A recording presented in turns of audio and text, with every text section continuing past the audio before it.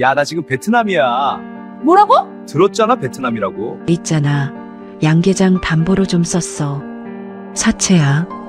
뭐 갚을 능력 안 되면 경매 넘어가겠지 뭐. 어차피 내 재산이니까 내 맘이지. 그게 뭐가 문제야. 당신 오늘이 무슨 날인지 알아?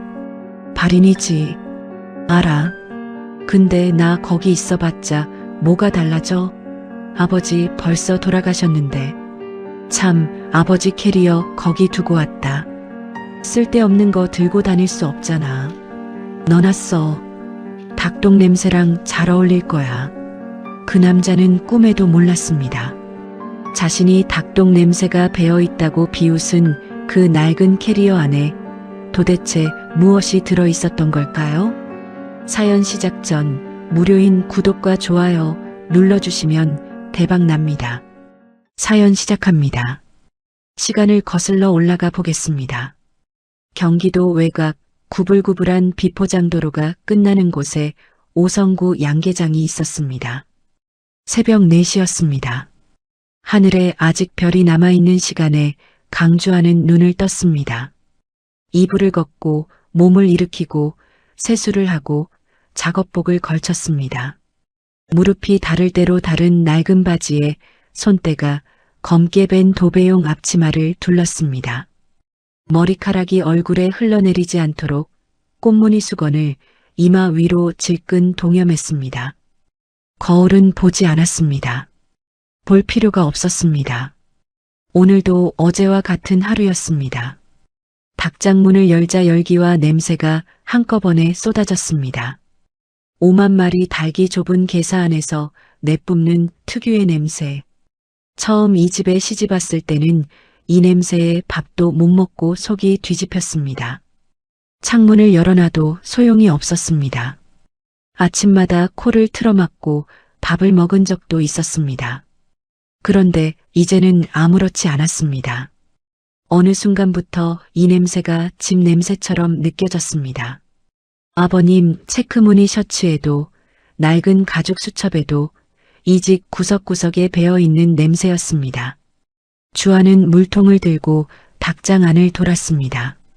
닭들이 발소리에 뒤척이며 꼬꼬댁거렸습니다. 사료통을 확인하고 물 상태를 살피고 환기구 이상 여부를 점검했습니다. 하루에도 수십 번 반복하는 동작이었습니다. 생각 없이 몸이 먼저 움직였습니다. 마을 사람들은 수군거렸습니다. 저 집 며느리 무슨 팔자냐고. 남편은 허구한 날 어디 가서 뭘 하는지 코빼기도 안 보이고 시어머니는 살림은 나 몰라라 하면서 화투판에만 나앉아 있고 시아버지는 치매에 암까지 겹쳤는데 저 여자 혼자 저 모든 걸 끌어안고 산다고. 젊은 처자가 인생이 아깝다고. 남편 오대규는 돈이 생기면 사라졌습니다. 일주일이 되도록 연락이 없다가 돈이 다 떨어지면 스르르 돌아오는 사람이었습니다. 어디서 뭘 하다 오는지 물으면 눈을 치켜뜨며 되물었습니다. 내가 어디 가든 내가 무슨 상관이야. 어디서 그런 말버릇을 배웠어. 그게 이 결혼이었습니다. 시어머니 조경숙은 아침부터 화투패를 들었습니다. 살림은 처음부터 주아 몫이었습니다. 시장 보는 것도, 밥 짓는 것도, 청소도, 빨래도, 닭 출하 때 인부 부르는 것도, 거래처 전화 받는 것도 다 주아 혼자였습니다. 그게 이 집의 방식이었습니다. 누구도 이상하게 여기지 않았습니다. 며느리가 하는 게 당연했습니다. 그래도 주아가 이 집을 떠나지 못한 건 딱 한 사람 때문이었습니다. 시아버지 오성구. 오성구 노인은 68이었습니다. 낡은 체크무늬 셔츠에 흙 묻은 멜빵 바지. 주머니에는 항상 돋보기 안경과 낡은 가죽 수첩을 꽂고 다녔습니다. 그 수첩에는 사료 단가부터 거래처 연락처, 닭 출하 기록, 예방접종 날짜까지 양계장에 관한 모든 것이 촘촘한 글씨로 빼곡히 적혀 있었습니다. 노인은 그 수첩이 없으면 못 사는 사람이었습니다. 짙고 숱 많은 일자, 눈썹이 고집스러워 보이는 얼굴이었지만 며느리를 볼 때만큼은 눈매가 부드럽게 휘어졌습니다. 치매가 시작된 건 3년 전이었습니다.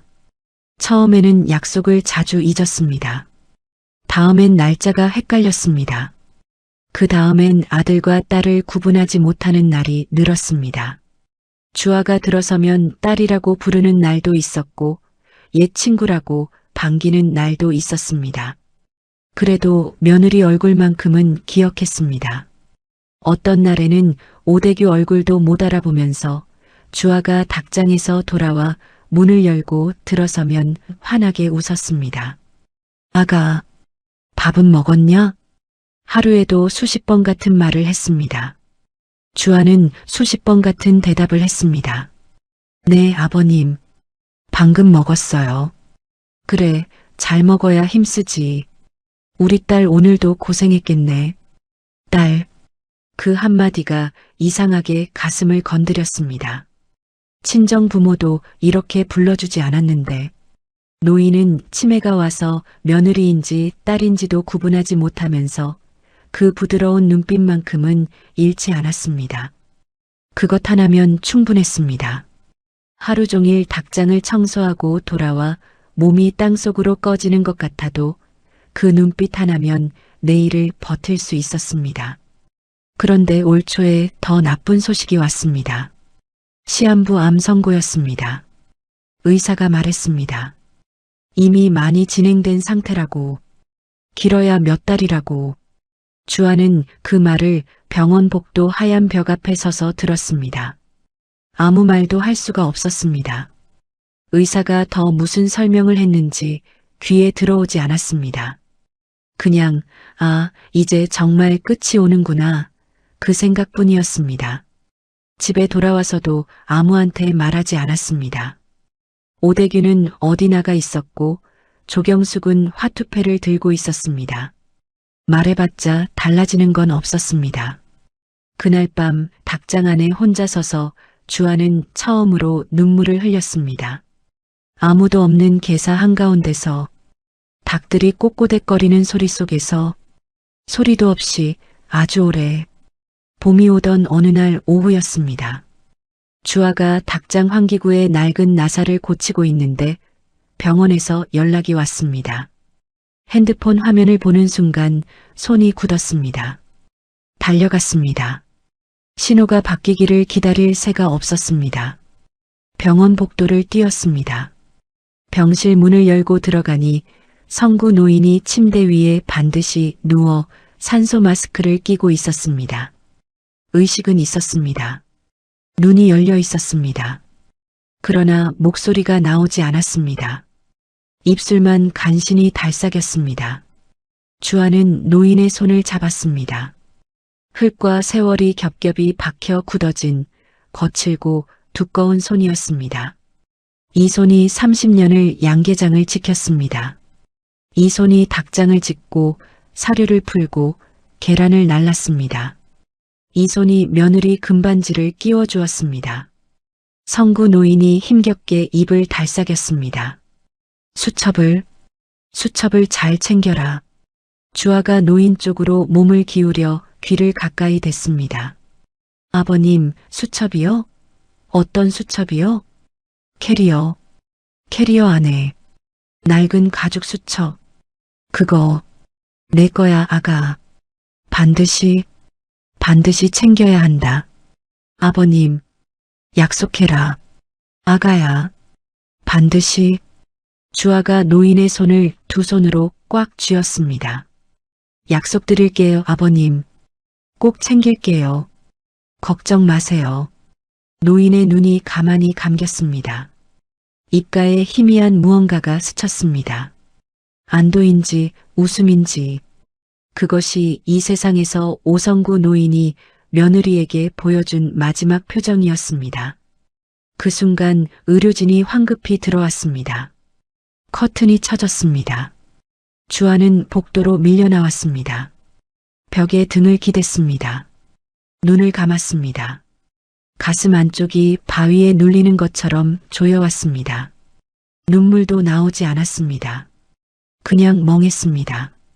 1시간이 지났습니다. 의사가 나왔습니다. 보호자분, 임종하셨습니다. 주아는 그 말을 듣고 한동안 움직이지 못했습니다. 벽에 등을 기댄 채로 형광등이 윙윙 울리는 소리를 들으며 그냥 서 있었습니다. 어딘가에서 다른 환자 보호자의 울음소리가 들렸습니다. 주아는 방금까지 노인의 손을 잡고 있던 자신의 손을 내려다봤습니다. 그것이 전부였습니다. 장례는 사흘이 걸렸습니다. 남편 오대규는 첫날 저녁에 나타났습니다. 문상객들에게 인사를 받으며 잠깐 상주 행세를 했습니다. 그런데 이튿날 저녁부터 보이지 않았습니다. 문상객에게 받은 봉투를 모아서 집어들고 나간 것이 마지막이었습니다. 어디 갔는지 물으면 아는 사람도 없었습니다. 시어머니 조경숙은 상복을 입고도 수시로 자리를 피해 화장실로 들어갔습니다. 낮게 속삭이는 목소리가 타일 벽을 타고 복도까지 새어나왔습니다. 뭐가 그리 바쁜지, 누구와 그리 긴 전화를 하는지 주아는 들은 척하지 않았습니다. 그럴 기력이 없었습니다. 혼자 문상객을 맞이했습니다. 혼자 음식을 차렸습니다. 혼자 절을 받았습니다. 혼자 치웠습니다. 사흘을 그렇게 보냈습니다. 장례식장 방 한편에 잠깐 앉는 시간이 오면 주아는 아버님이 늘 들고 다니시던 낡은 가죽 수첩을 생각했습니다. 체크무늬 셔츠, 흙 묻은 멜빵 바지, 돋보기 안경. 그 모든 것들이 이제 이 세상에 없었습니다. 아버님의 냄새도, 그 목소리도, 아가야, 밥은 먹었냐, 그 말도, 눈물 한 줄기가 흘렀습니다. 손등으로 닦았습니다. 자리에서 일어났습니다. 울 시간이 없었습니다. 아직 절을 받아야 할 문상객이 남아 있었습니다. 발인을 마치고 집에 돌아온 건 저녁 무렵이었습니다. 버스에서 내려 양계장 쪽으로 걷는데 낡은 철문이 누군가 다녀간 듯 활짝 열려 있었습니다. 집 안으로 들어서는데 분위기가 이상했습니다. 장롱문도 열려 있었고 옷이 반쯤 사라져 있었습니다. 부엌 찬장도 누군가 뒤진 흔적이 역력했습니다. 서랍이 삐딱하게 열린 채 방치되어 있었습니다. 화장대 위에 있던 조경숙의 루비 반지 상자도 사라졌습니다. 주아는 천천히 방을 돌았습니다. 남편 물건이 없었습니다. 옷도 신발도 면도기도 조경숙의 짐도 죄다 사라졌습니다. 화투패까지 두 사람의 흔적이 이 집에서 통째로 지워져 있었습니다. 거실 한복판에 덩그러니 남겨진 것은 시아버지의 낡은 가죽 캐리어 하나뿐이었습니다. 주아는 그 앞에 천천히 주저앉았습니다. 무릎이 바닥에 닿는 소리가 텅 빈 집 안에서 크게 들렸습니다. 캐리어를 열었습니다. 안에는 아버님의 체크무늬 셔츠 한 벌, 돋보기 안경, 그리고 낡아빠진 가죽 수첩이 들어 있었습니다. 수첩 표지에는 삐뚤빼뚤한 글씨로 한 줄이 적혀 있었습니다. 오성구씀. 주아는 그것을 두 손으로 들어 가슴에 꼭 안았습니다. 아무도 없었습니다. 아무 소리도 없었습니다.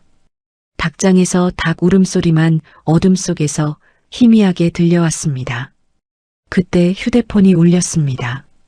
오대규였습니다. 손가락이 떨렸습니다. 눈을 한번 감았다 뜨고 통화 버튼을 눌렀습니다. 여보세요. 그런데 배경이 이상했습니다.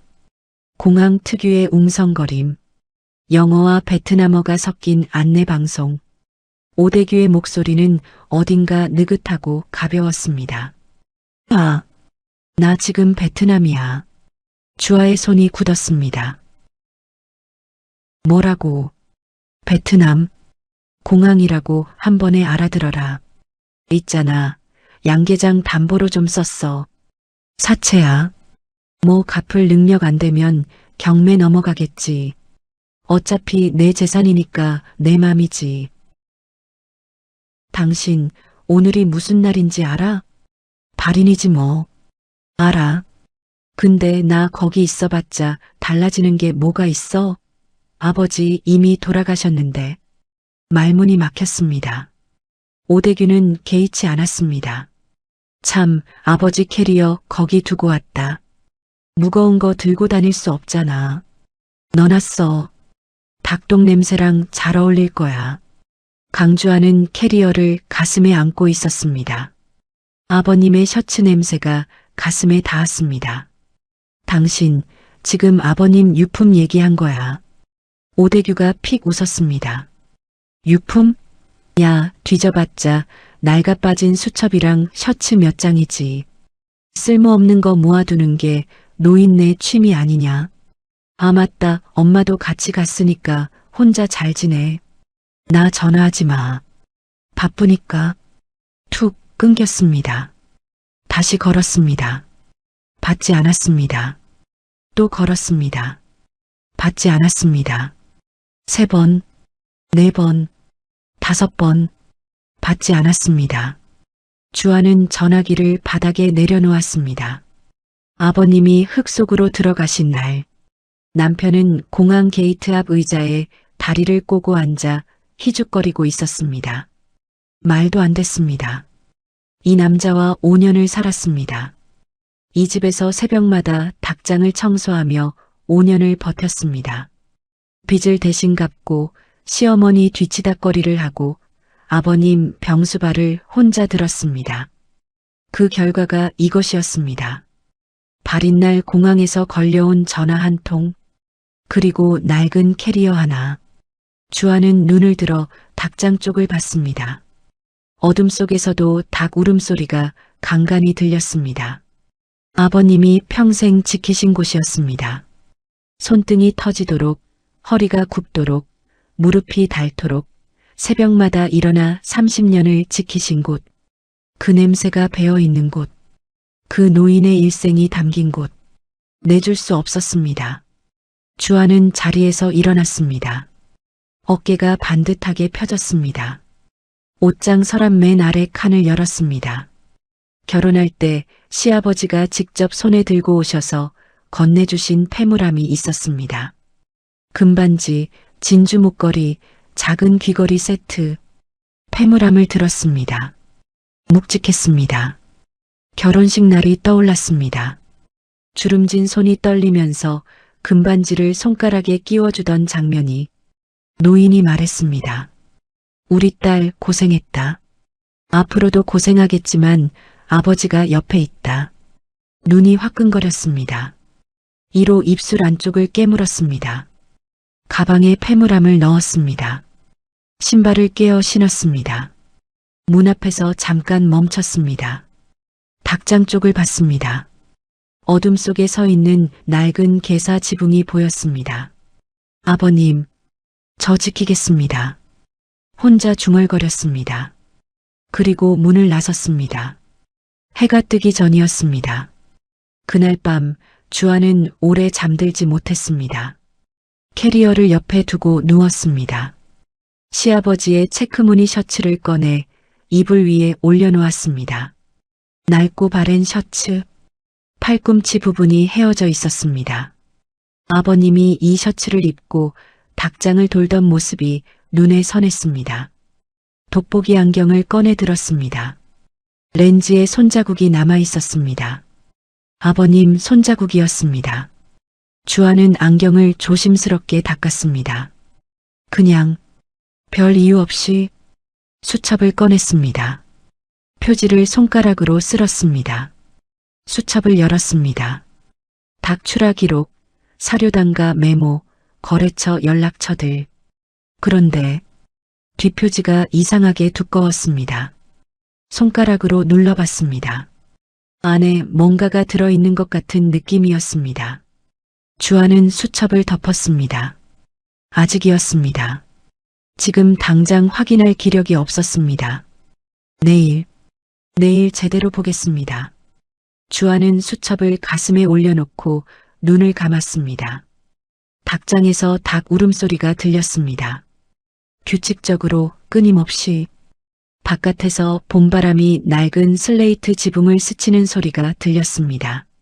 아버님이 생전에 저 지붕 보수를 몇 번이나 직접 하셨습니다. 무릎이 안 좋은데도 사다리를 타고 올라가서 주아가 말렸지만 듣지 않으셨습니다.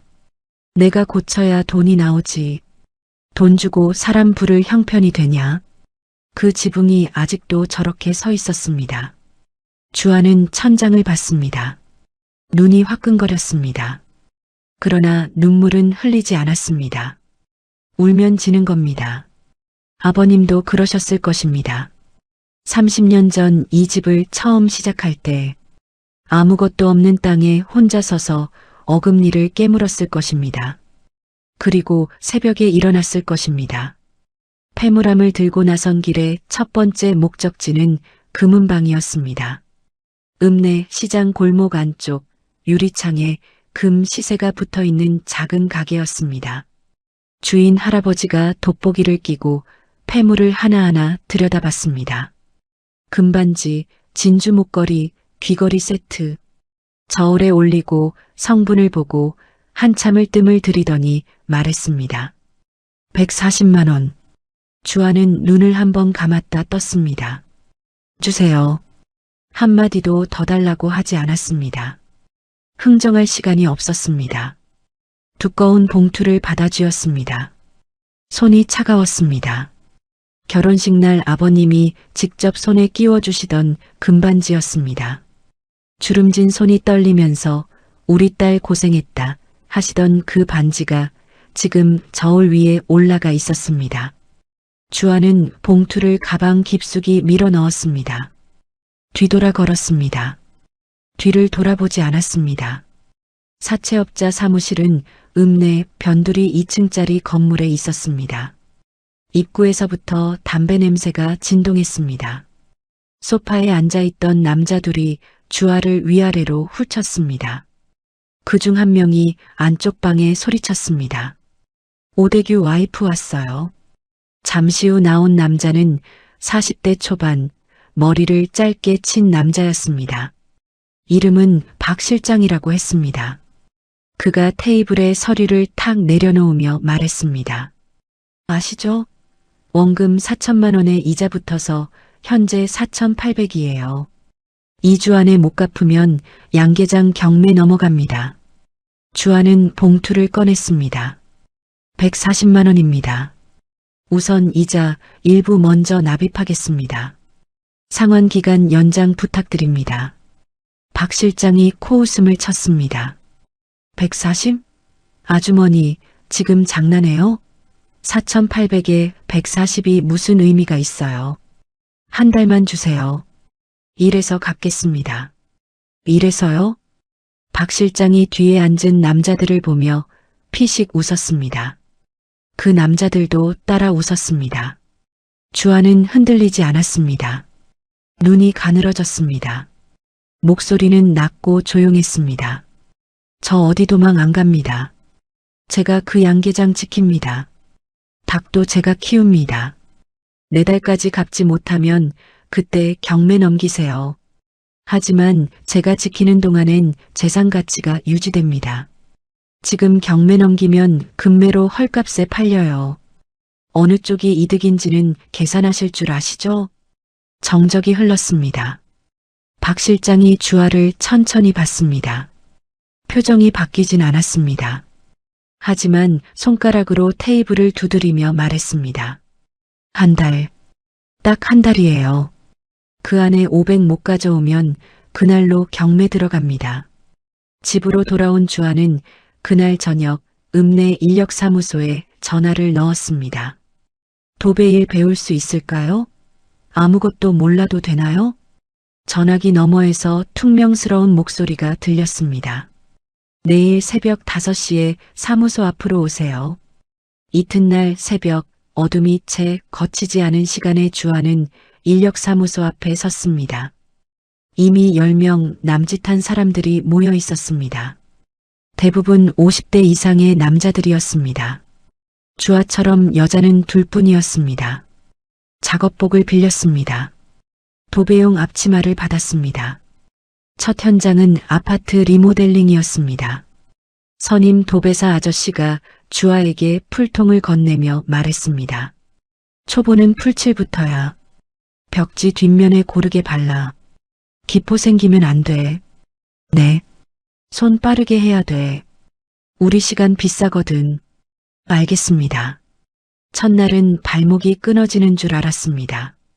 무릎을 꿇고 허리를 굽히고 팔을 높이 뻗어 풀칠을 하는 동작이 쉬지 않고 반복됐습니다. 점심은 편의점 삼각김밥 하나였습니다. 밥 먹을 시간이 없었습니다. 빈 계단에 기대서서 먹었습니다. 오후 늦게 현장이 끝나고 받은 일당은 수수료 떼고 9만 원이었습니다. 9만 원을 손에 쥐고 주아는 잠깐 멈춰 섰습니다. 아버님이 하루 내내 양계장에서 일해 버신 돈이 이 정도였을 것입니다. 아니, 그보다 더 적었을 것입니다. 수십 년을. 그 손이 얼마나 거칠었을지. 주아는 9만 원을 가방 안에 조심스럽게 넣었습니다. 사흘째 되던 날 양계장에 사내 둘이 들이닥쳤습니다. 주아가 닭장 환기구를 고치고 있는데 뒤에서 발소리가 났습니다. 돌아보니 박 실장과 처음 보는 남자 하나였습니다. 박 실장이 양계장 안을 느릿느릿 걷더니 말했습니다. 이거 닭이 몇 마리야? 5만 마리. 이게 다 담보야. 혹시 몰래 팔거나 하면 바로 경매 들어가는 거 알죠? 주아는 장갑을 벗으며 말했습니다. 팔 생각 없습니다. 닭 키우고 있습니다. 출하 일정도 기존대로 진행 중입니다. 출하하면 그 돈 어디 씁니까? 빚 갚는 데 씁니다. 장부 보여드릴까요? 박 실장이 코를 찡그리며 닭장을 한 번 더 훑쳤습니다. 냄새 지독하네. 그 말이 어딘가 비웃음처럼 들렸습니다. 주아는 아무 말도 하지 않았습니다. 이 냄새가 뭔지 당신들은 모릅니다. 이 냄새가 아버님 손에 배어있던 냄새입니다. 이 냄새가 우리 가족이 30년을 먹고 살아온 냄새입니다. 속으로만 삼켰습니다.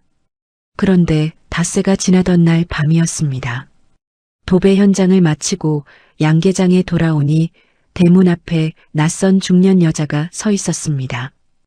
50대 후반, 짧은 파마 머리에 두꺼운 점퍼를 입고 있었습니다.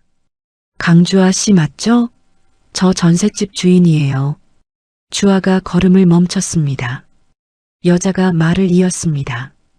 오대규 씨가 전세 보증금 담보로 사채 쓴 거 아세요? 그쪽에서 저한테 연락이 왔어요. 전세권 실행해서 보증금 회수하겠다고. 주아의 손이 굳었습니다. 전셋집마저였습니다. 살고 있는 이 집까지 넘어간다는 말이었습니다. 여자가 조심스럽게 말을 덧붙였습니다. 저도 사정이 있어서요. 한 달 안에 정리가 안 되면 저도 어쩔 수 없어요. 미리 알려드리는 거예요. 주아는 고개를 끄덕였습니다. 알겠습니다. 감사합니다. 여자가 돌아갔습니다. 주아는 그 자리에 잠깐 서 있었습니다. 양계장 담보, 전셋집 담보. 이 남자는 손에 잡히는 것은 죄다 끌어다 팔았습니다. 분노가 치밀어 올랐습니다. 그러나 분노는 돈이 되지 않았습니다. 주아는 닭장 쪽을 봤습니다. 불이 꺼진 계사 안에서도 닭들이 움직이는 소리가 들렸습니다. 오늘도 새벽에 일어나야 했습니다. 주아는 그날부터 더 뛰었습니다. 낮에는 도배 현장. 현장이 끝나면 양계장으로 달려와 닭 상태를 점검했습니다. 거래처에 전화를 돌렸습니다. 출하 일정을 조정했습니다. 밤에는 계산기를 두드렸습니다. 몸이 버텨주질 않았습니다. 어느 날 오전 도배 현장에서 사다리 위에 올라가 천장 풀칠을 하다가 갑자기 눈앞이 핑 돌았습니다. 손이 벽을 짚었습니다. 선임 아저씨가 올려다봤습니다. 괜찮아요? 네, 괜찮아요. 사실이 아니었습니다. 이틀째 제대로 먹지 못했습니다. 아침은 물 한 잔으로 때웠습니다. 그래도 내려오지 않았습니다. 풀칠을 마저 했습니다.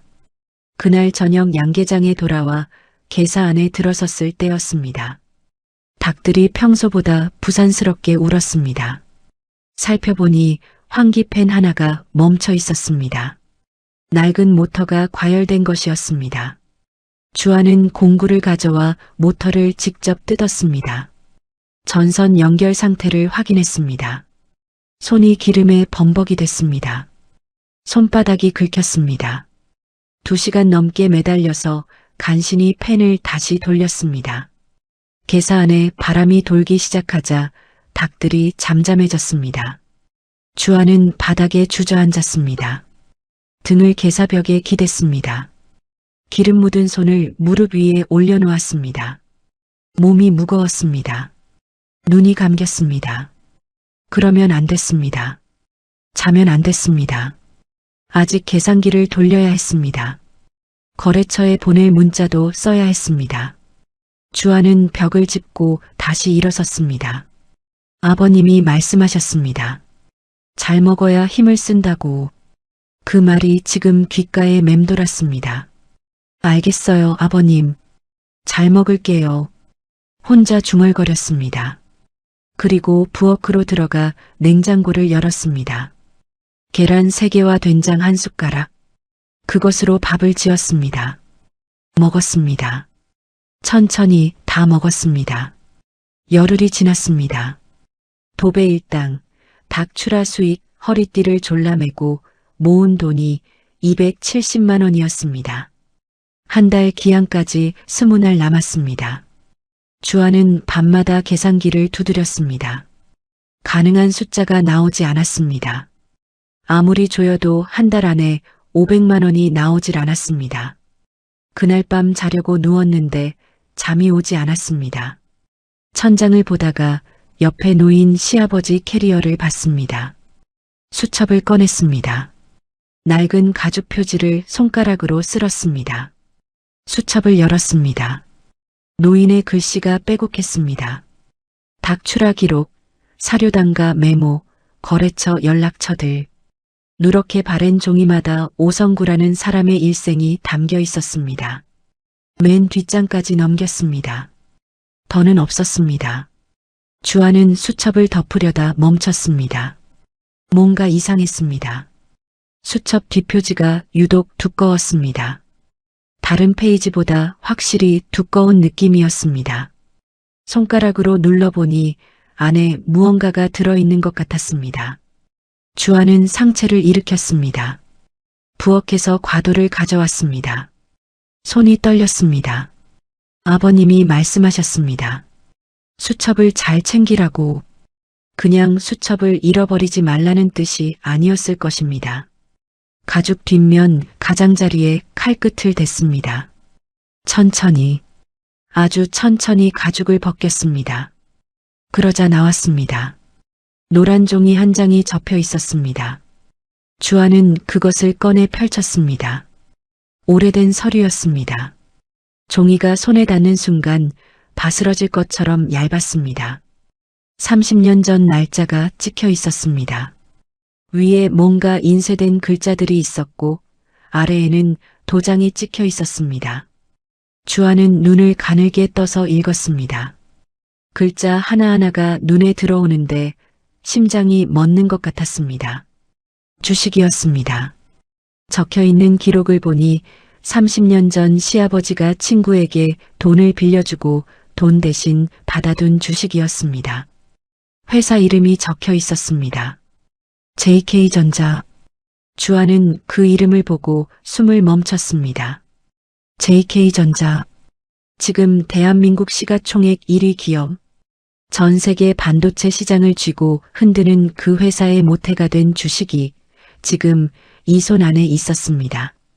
손이 떨렸습니다. 아니, 온몸이 떨렸습니다. 방 안에 아무 소리도 없었습니다. 닭장에서도 이 밤에는 아무 울음소리가 나지 않았습니다. 주아는 천천히 무릎을 꿇었습니다. 바닥에 이마를 댔습니다. 아버님, 목이 메었습니다. 아버님이 저를 살리셨네요. 눈물이 흘렀습니다. 이번엔 참지 않았습니다. 소리도 없이 그냥 흘렸습니다. 바닥에 이마를 댄 채로 한참을 그렇게 있었습니다. 닭 울음소리가 멀리서 들려왔습니다. 규칙적으로 조용하게 아버님이 30년을 지키신 곳에서 나는 소리였습니다. 눈물이 멈추자 강주하는 달라졌습니다. 울 시간이 없었습니다. 이 종이 한 장이 무엇인지 정확히 알아야 했습니다. 30년 전 서류가 지금도 효력이 있는지, 그 주식이 실제로 살아있는지, 아무것도 모르는 채로 들고 다닐 수는 없었습니다. 주아는 이튿날 새벽 도배 현장에 나가기 전에 수첩과 주식 서류를 비닐에 꼼꼼히 싸서 캐리어 맨 밑에 넣었습니다. 그 위에 시아버지의 체크무늬 셔츠를 얹었습니다. 아무도 손댈 수 없는 자리였습니다. 현장에서 종일 풀칠을 하면서도 머릿속은 그것뿐이었습니다. 일을 마치고 돌아오는 버스 안에서 주아는 휴대폰을 꺼냈습니다. 검색창에 JK전자 구주 실물 주권을 쳤습니다. 화면을 내리고 또 내렸습니다. 법무용어, 주식 전환 절차, 실물 주권 유효성 확인 방법. 한법률 카페 게시글에서 손가락이 멈췄습니다. 30년 이상 된 실물 주권, 아직도 유효합니다. 단 명예 확인과 주주 등록 절차 필요. 유효합니다. 다음 날 점심을 거르고 주아는 버스를 2번 갈아타 시내 증권사를 찾아갔습니다. 창구 직원이 주식 서류를 보더니 눈이 커졌습니다. 어디서 나온 건가요, 이게? 시아버지 유품입니다. 직원이 서류를 들고 안쪽으로 들어갔습니다. 잠시 후 나이 지긋한 차장급 남자가 나왔습니다. JK전자 전신 주권이 맞습니다. 주권 번호 조회가 됩니다. 현재 주식으로 전환 청구 가능하고요. 지금 얼마짜리입니까? 남자가 화면을 보며 계산기를 두드렸습니다. 잠시 침묵이 흘렀습니다.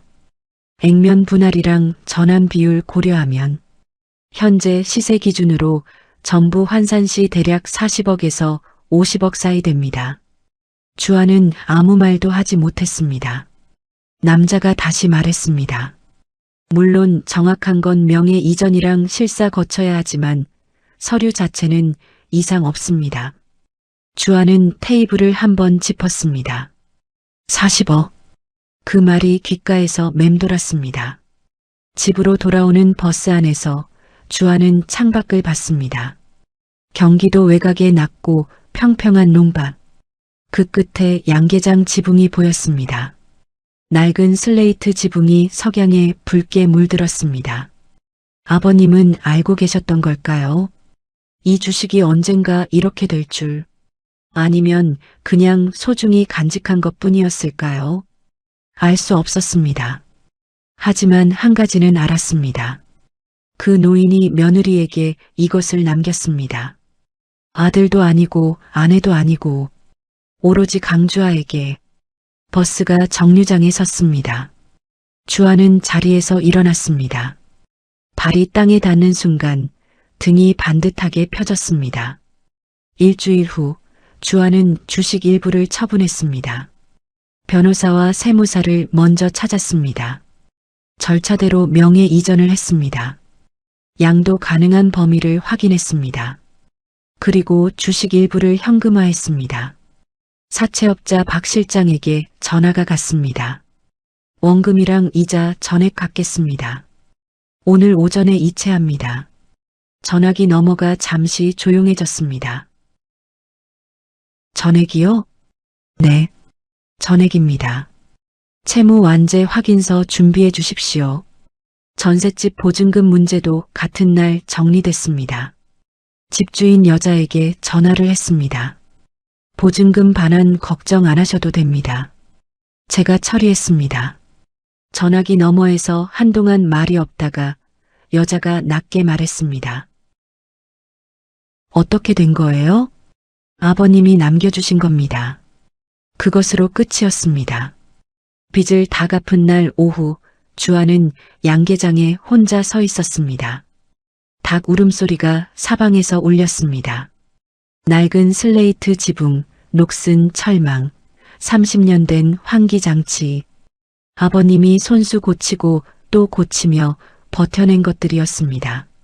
주아는 오래 서 있었습니다. 그리고 한 가지를 결심했습니다. 여기를 바꾸겠습니다. 헐어서 새로 짓는 게 아니었습니다. 아버님이 세운 이 터 위에 전국 최고의 양계장을 만들겠습니다. 그때부터 주아는 움직였습니다. 스마트팜 설계업체에 연락했습니다. 자동 온습도 조절 시스템, 사료 자동 급이기, 계란 자동 수거 컨베이어, 국내 최신 설비들이 설계도 위에 하나씩 올라왔습니다. 시공업체 5곳에서 견적을 받았습니다. 주아는 각각의 견적서를 밤마다 들여다보며 줄을 그었습니다. 여기는 자재를 낮추면 되고 저기는 공정을 줄이면 되고 혼자 빨간 볼펜으로 빼곡하게 메모했습니다. 인부들이 들어오기 시작한 날 마을 사람들이 구경을 왔습니다. 저 집 며느리가 뭘 짓는데? 남편은 도망갔다던데 혼자서? 수군거림이 들렸습니다. 주아는 현장 소장 옆에서 도면을 들고 있었습니다. 들은 척하지 않았습니다. 공사가 한창이던 어느 날 마을 이장이 찾아왔습니다. 예전부터 오성구 노인과 친분이 있던 60대 후반의 남자였습니다. 주아 씨, 이게 다 돈이 어디서 나는 거요? 주아가 도면에서 눈을 들었습니다. 아버님이 남겨주신 겁니다. 성구 영감이 그 양반이 뭘 가지고 있었다고 가지고 계셨어요. 이장이 한참 주아를 봤습니다.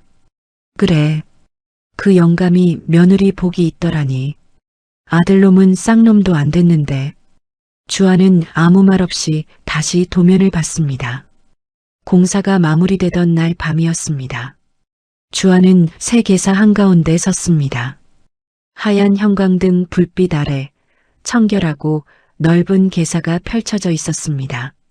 자동 환기 팬이 조용히 돌아갔습니다. 사료 급이기가 일렬로 정렬되어 있었습니다. 닭들이 아직 채워지지 않아 텅 빈 공간이었지만 주아에게는 가득 차 보였습니다. 아버님, 보고 계십니까? 닭이 입식됐습니다. 5만 마리에서 시작했습니다. 한 달 후엔 7만 마리, 2달 후엔 10만 마리. 스마트 시스템이 온도를 잡아주니 폐사율이 뚝 떨어졌습니다. 계란 품질이 올라갔습니다. 거래처에서 먼저 연락이 왔습니다. 거기 계란 어떻게 이렇게 노른자 색이 달라졌어요? 사료 배합이랑 환경 관리 때문입니다. 더 필요하시면 물량 늘릴 수 있습니다. 주아는 직접 거래처를 돌았습니다. 대형마트, 급식업체, 식품 가공사, 도배용 앞치마를 벗은 자리에 명함이 생겼습니다. 성구 농장 대표 강주아. 그 명함을 처음 받아들던 날, 주아는 사무실에 혼자 앉아 한참을 봤습니다. 아버님 이름이 들어간 명함이었습니다. 반년이 지났습니다. 전국 친환경 축산 경진대회에 출품 권유가 들어왔습니다. 농림부 관계자가 직접 농장을 찾아왔습니다. 이 규모의 이 청결도면 전국에 몇 군데 안 됩니다. 출품해 보시겠습니까? 주아가 말했습니다. 해보겠습니다. 대회 심사 날 주아는 연보라색 정장을 처음 입었습니다. 옷장 앞에 서서 잠깐 망설였습니다. 도배 앞치마를 두르던 손이 실크 옷깃을 매만지는 게 어색했습니다. 단발머리를 차분하게 정리하고 은은한 진주 귀걸이를 끼었습니다. 아버님이 남겨주신 폐물함에서 유일하게 팔지 않고 남겨둔 귀걸이였습니다. 거울을 봤습니다. 눈썹이 가늘고 길게 뻗은 얼굴. 해쓱하던 안색이 언제 이렇게 맑아졌는지 몰랐습니다. 대통령상이었습니다. 시상식장에서 주아의 이름이 불렸을 때 장내가 조용해졌습니다. 경쟁자 중에는 수십 년 된 대기업 계열 농장도 있었습니다. 그 농장들을 제치고 1위를 가져간 곳이 경기도 외곽의 여자 혼자 운영하는 양계장이었습니다. 주아는 단상에 올라갔습니다. 마이크 앞에 섰습니다. 잠깐 눈을 감았습니다. 이 상은 제가 받는 게 아닙니다. 목소리가 가늘게 흔들렸습니다. 오성구 농장을 만든 분은 제 시아버지 오성구 씨입니다. 그분이 평생 지키신 땅에서 제가 조금 더 열었을 뿐입니다. 감사합니다. 박수가 쏟아졌습니다. 주아는 트로피를 두 손으로 받아들었습니다. 눈물이 나려는 걸 이로 입술을 깨물어 참았습니다. 아버님, 받으셨습니까? 수상 소식이 퍼지는 데는 사흘이 걸리지 않았습니다. 지역 신문에 났습니다. 농업 전문지에 났습니다. TV 뉴스에서 취재 요청이 왔습니다. 남편에게 버림받은 며느리 폐허 위에 전국 1위 농장 세우다. 주아는 카메라 앞에서 조용히 말했습니다.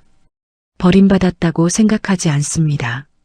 아버님이 저를 붙잡아 주셨습니다. 방송이 나간 날 밤이었습니다.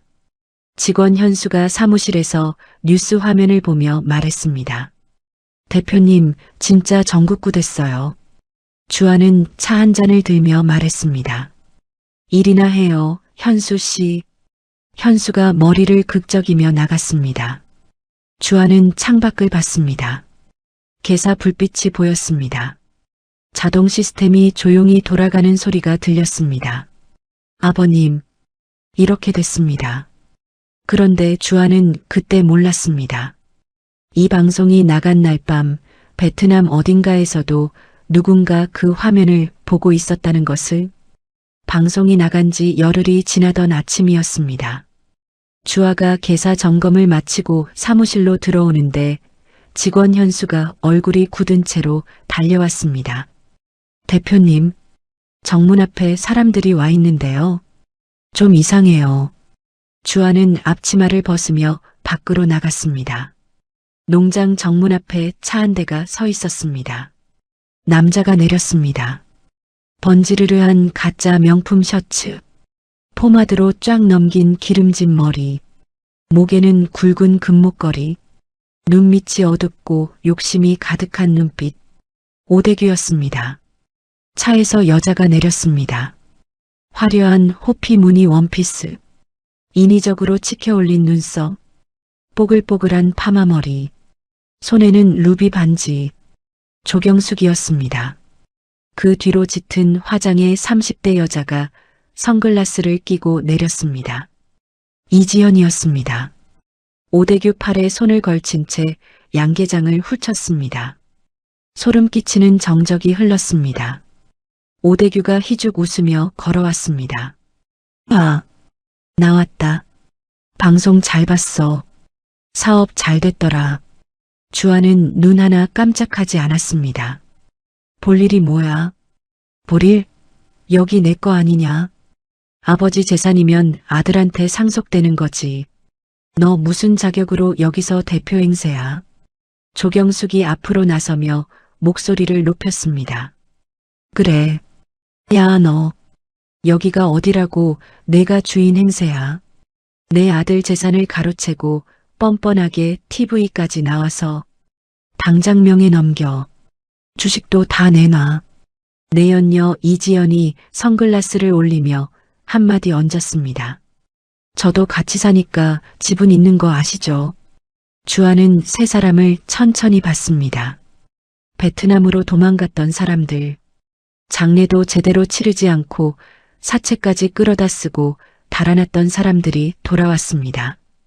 당연하다는 얼굴로, 뺏으러 왔다는 얼굴로. 주아는 정장깃을 가만히 고르며 말했습니다. 이 인간아, 여긴 이미 내 거야. 오성구 농장 대표 강주아. 법원 판결문 가져다 줄까? 오대규의 얼굴에서 웃음이 사라졌습니다. 사흘 후 소장이 날아들었습니다. 양계장 및 관련 재산에 대한 소유권 확인 및 명예 이전 청구의 소. 주아는 소장을 펼쳐 읽었습니다. 한 줄 한 줄 빠짐없이 읽었습니다. 논리는 단순했습니다. 아버지 재산은 법정 상속 순위에 따라 배우자와 자녀에게 돌아가야 하며 며느리에게 명예 이전된 것은 무효라는 주장이었습니다. 주식까지 반환하라는 내용이 들어 있었습니다. 주아는 변호사 사무소를 찾았습니다. 읍내에서 그나마 이름이 알려진 중년 변호사였습니다. 변호사가 말했습니다. 아버님 명의로 된 공증 유언장이 있다면 충분히 싸울 수 있습니다.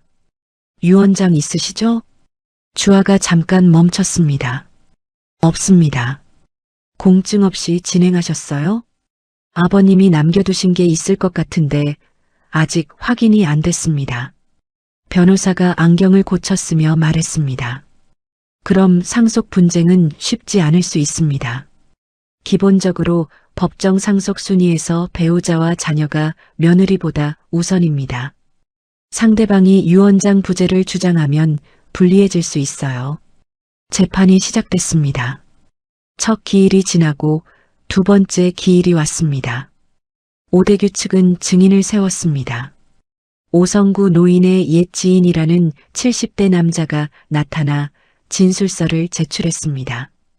당시 오성구 씨는 이미 판단 능력이 심각하게 저하된 상태였다. 사람도 못 알아보고 무엇을 서명하는지도 인지하지 못하는 것처럼 보였다. 거짓이었습니다. 말도 안 되는 거짓이었습니다. 두 번째 증인은 50대 여자였습니다. 오성구 노인이 입원했던 병원의 전직 간호조무사라고 했습니다.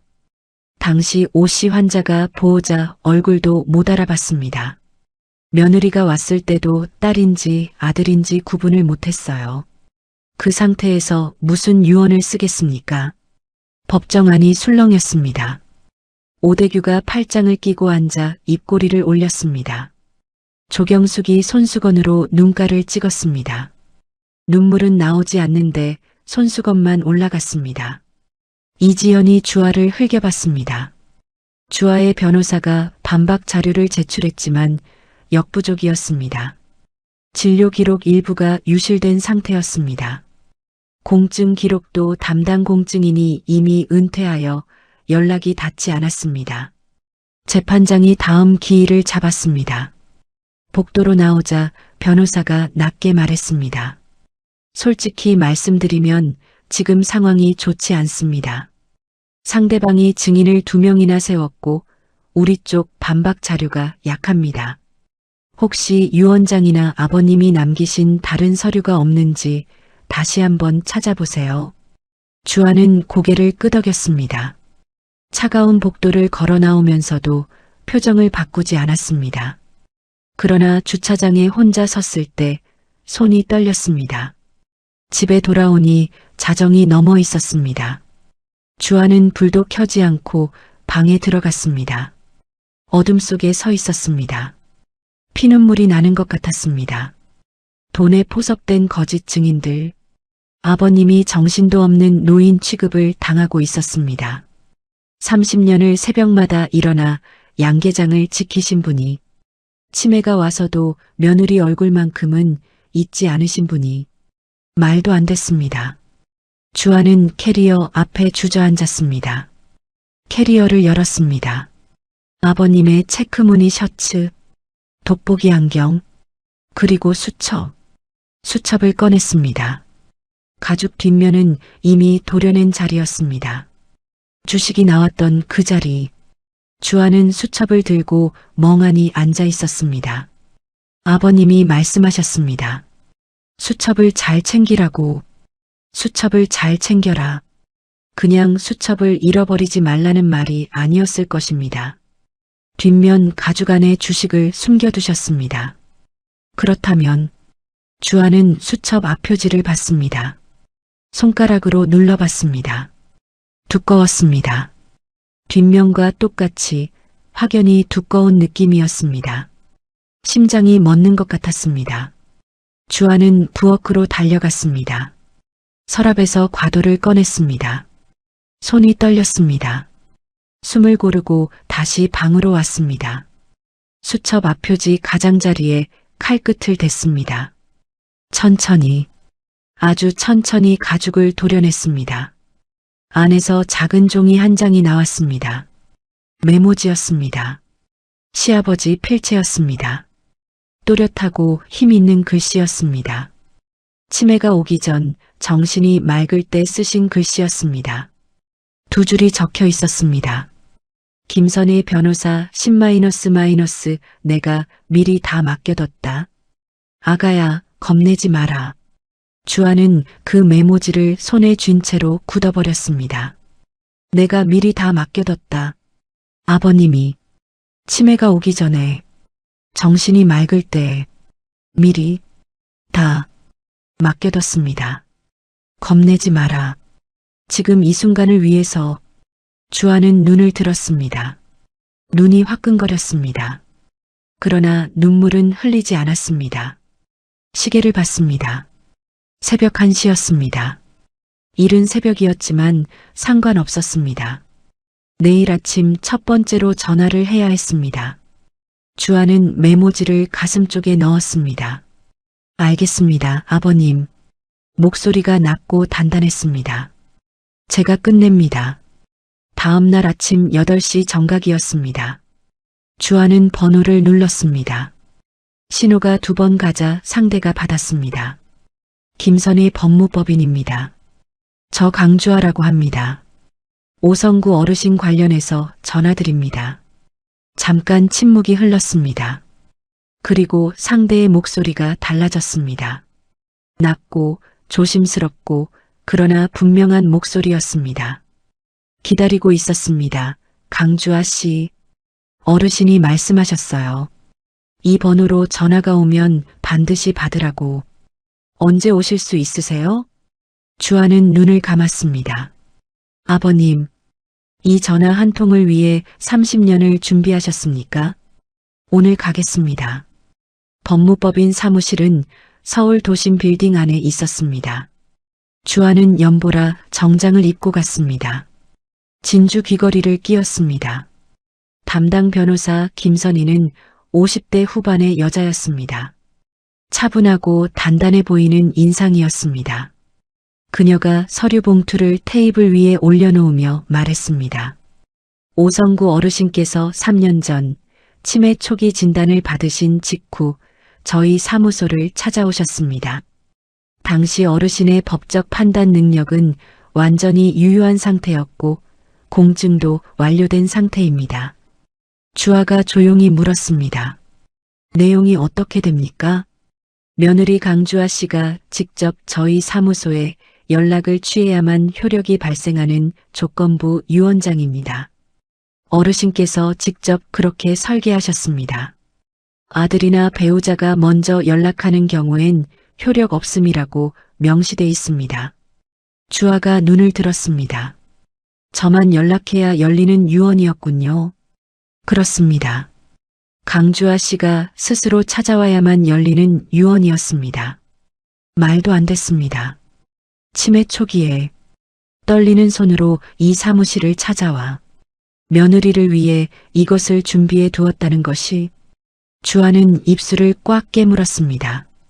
내용을 들을 수 있겠습니까? 유언의 내용은 명확했습니다. 양계장 부지와 건물 일체, 시아버지 명의의 모든 재산, 그리고 주식 전부 강주아에게 상속한다. 오대규는 유언 대상에서 완전히 제외되어 있었습니다. 조경숙에게도 아무것도 없었습니다. 김선희 변호사가 서류를 넘기며 말했습니다.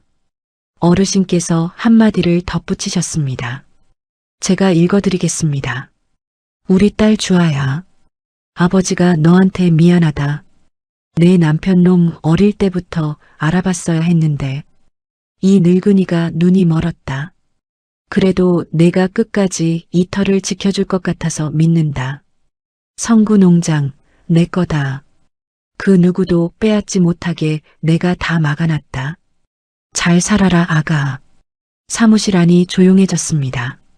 주아는 아무 말도 하지 못했습니다. 잘 살아라 아가.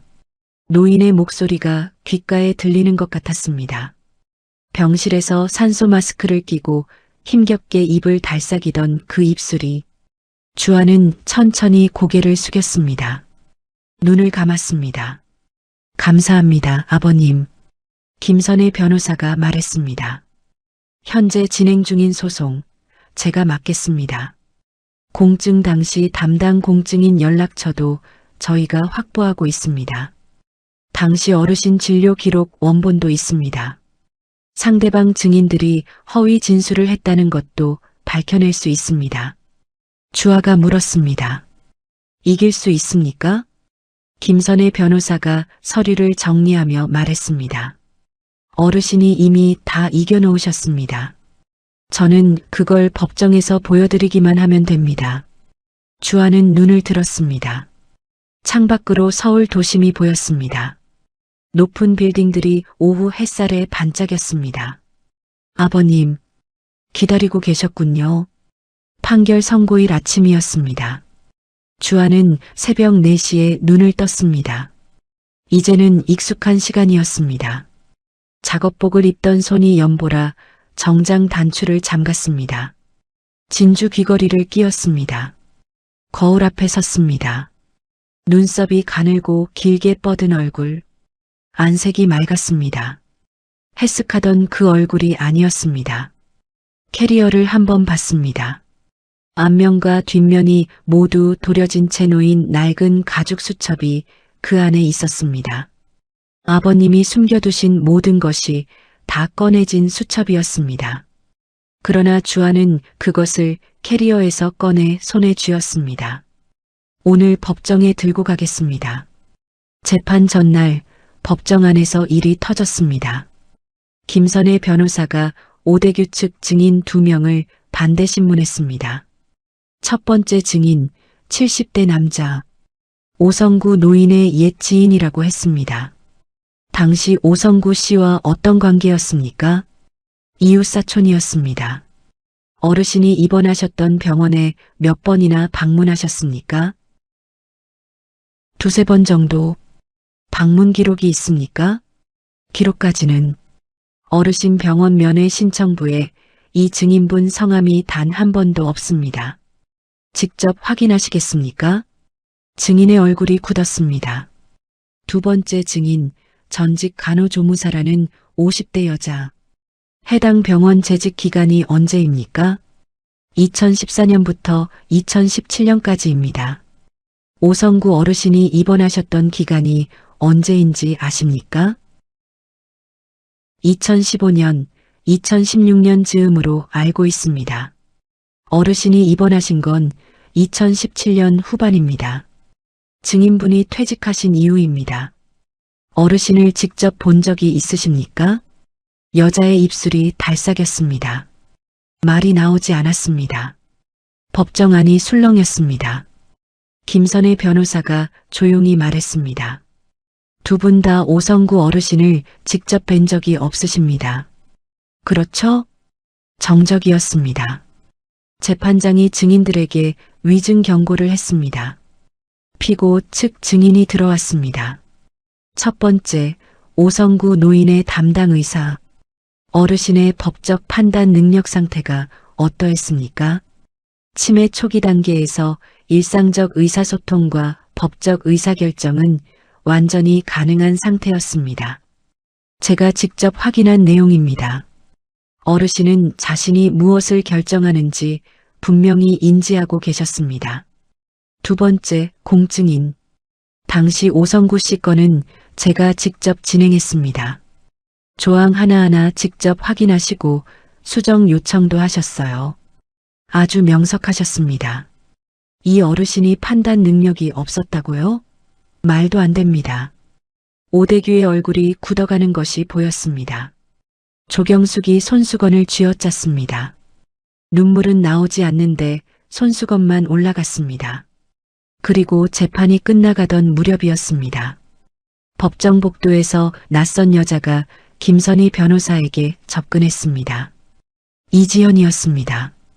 선글라스를 내리고 목소리를 낮춰 말했습니다. 저 드릴 게 있어요. 그녀가 내민 것은 서류 사본이었습니다. 오대규가 베트남에서 투자자들에게 양계장을 담보로 내걸고 돈을 받아 챙긴 사기 계약서였습니다. 한국인 투자자만 12명이었습니다. 오대규한테 폭행당했어요. 증거 남겨놨습니다. 이것도 드릴 수 있어요. 김선의 변호사가 서류를 받으며 조용히 물었습니다. 왜 이걸 주는 겁니까? 이지연이 잠깐 멈췄습니다. 저도 당한 거니까요. 복도에서 나오던 오대규가 이지현과 마주쳤습니다. 그 옆에 김선희 변호사가 서 있었습니다. 오대규의 눈이 좁아졌습니다. 야, 이지연. 너 지금 뭐 한 거야? 이지연이 뒷걸음질 쳤습니다. 오대규가 손을 뻗었습니다. 그 순간이었습니다. 주아가 두 사람 사이에 끼어들었습니다. 그 손 치워. 낮고 차가운 목소리였습니다. 오대규가 주아를 봤습니다. 눈빛이 흔들렸습니다. 주아는 눈 하나 깜짝하지 않았습니다. 이 인간아. 법원 앞이야. 한 번 더 손 올리면 그날로 추가 고발이야. 오대규가 이를 갈며 돌아섰습니다. 이지연이 주아를 봤습니다. 눈시울이 붉었습니다. 주아는 그녀에게 아무 말도 하지 않았습니다. 고개만 한번 끄덕였습니다. 사기 계약서는 그날로 법원에 제출됐습니다. 원고 측 신뢰도가 타격을 입었습니다. 오대규에 대한 형사 고발 가능성이 거론됐습니다. 판결 선고일이 잡혔습니다. 전날 밤 주아는 혼자 계사를 순찰했습니다. 자동 환기 팬이 조용히 돌아갔습니다. 닭들이 부드럽게 울었습니다. 온습도 계기판이 적정 수치를 가리켰습니다. 주아는 계사 한가운데 멈춰섰습니다. 아버님이 평생 일구신 터였습니다. 그 위에 주아가 올린 것들이었습니다. 이 모든 것이 내일 하나로 결정됩니다. 아버님, 혼자 말했습니다. 내일 끝냅니다. 판결 선고일 아침이었습니다. 법정안은 조용했습니다. 재판장이 들어서고 모두 기립했습니다. 오대규가 앞줄에 앉아 있었습니다. 조경숙이 그 옆에서 손수건을 만지작거렸습니다. 오늘은 이지연이 보이지 않았습니다. 주아는 피고석에 반듯하게 앉았습니다. 무릎 위에 시아버지 수첩을 올려놓았습니다. 김선의 변호사가 옆에서 낮게 말했습니다. 긴장하지 마세요. 주아가 조용히 말했습니다. 긴장 안 합니다. 재판장이 판결문을 펼쳤습니다. 낮고 분명한 목소리였습니다. 본 법원은 피상속인 오성구 씨의 유언 작성 당시 법적 의사결정 능력이 완전히 보존되어 있었음을 담당 의사 소견 및 공증인 증언으로 확인하였습니다. 오대규의 어깨가 굳었습니다. 원고 측이 제출한 증인 진술은 직접 목격 사실이 아닌 허위 진술로 판단하며 증거 능력을 인정하지 않습니다. 조경숙의 손이 손수건을 꽉 쥐었습니다. 따라서 피상속인 오성구 씨가 공증한 유언장은 완전히 유효하며 모든 재산에 대한 상속권은 유언에 따라 피고 강주아에게 있음을 선고합니다. 원고의 청구를 기각합니다. 법정안이 조용했습니다. 소름 끼치는 정적이었습니다. 주아는 눈을 감았습니다. 딱 한 번, 그리고 떴습니다. 무릎이 수첩을 두 손으로 꽉 쥐었습니다. 아버님, 이겼습니다. 법정을 나오는 복도에서 오대규와 마주쳤습니다. 얼굴이 창백했습니다. 금목걸이가 형광등 아래서 번질거렸지만 눈빛이 이미 꺼져 있었습니다. 조경숙이 주아를 향해 걸어왔습니다. 아, 이게 무슨 짓이야? 내 남편이 일군 걸 내가 다 가져가. 이게 말이 돼? 주아는 조경숙을 봤습니다. 조경숙 씨, 처음으로 이름을 불렀습니다. 그 양계장 아버님 혼자 읽었습니다. 당신이 화투 치러 다니는 동안, 오대규가 베트남 도박판 다니는 동안 저 혼자 새벽마다 닭장 청소했습니다. 할 말 있으면 판사님한테 하십시오. 조경숙이 입술을 떨었습니다. 주아는 돌아섰습니다. 더 볼 것이 없었습니다. 판결 이후 오대규의 일이 터지는 데는 열흘이 걸리지 않았습니다. 베트남에서 끌어다 쓴 사채 투자자 12명이 일제히 나섰습니다. 양계장 재산을 이기면 갚겠다고 약속했던 돈들이 한꺼번에 청구됐습니다. 형사 고발이 들어갔습니다. 검찰 수사가 시작됐습니다. 그리고 어느 날 아침 뉴스에 짧게 나왔습니다. 양계장 상속 소송 원고 오대규 씨 사기 혐의로 구속. 주한은 그 뉴스를 개사 점검을 마치고 사무실에서 봤습니다. 화면을 한번 보고 껐습니다. 직원 현수가 옆에서 봤습니다. 대표님, 저거 전 남편 아니에요? 주아가 자리에서 일어났습니다. 오늘 오후 출하 물량 확인했어요? 아, 예. 확인했습니다. 그럼 됐습니다. 일합시다.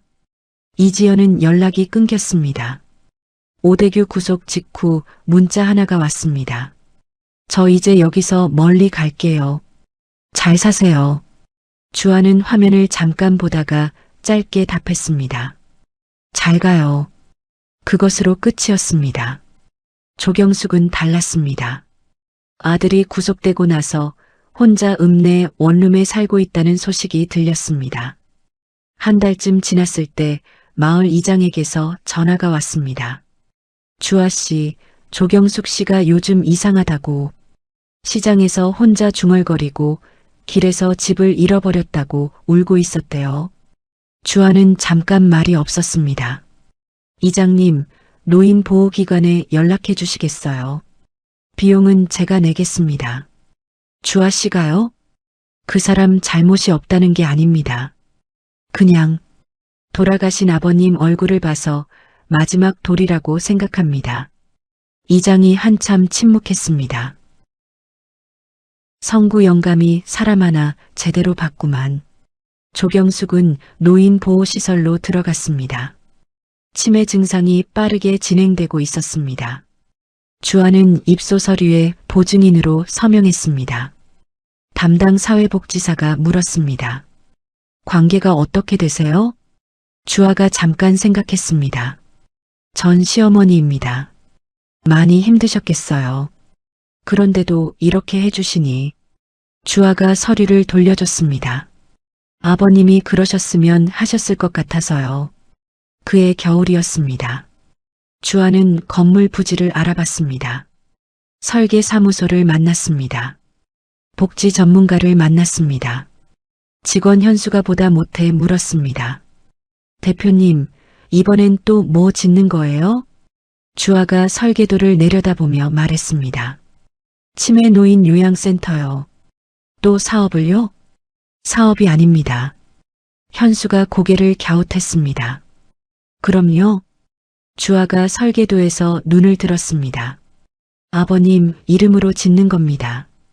이듬해 봄 센터가 완공됐습니다. 양계장 옆 부지에 세워진 단층 건물이었습니다. 따뜻한 햇살이 들어오는 창이 넓었습니다. 마당에 텃밭이 있었습니다.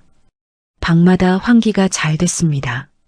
정문 오른쪽 벽에 동판이 달렸습니다. 오성구 치매 노인센터.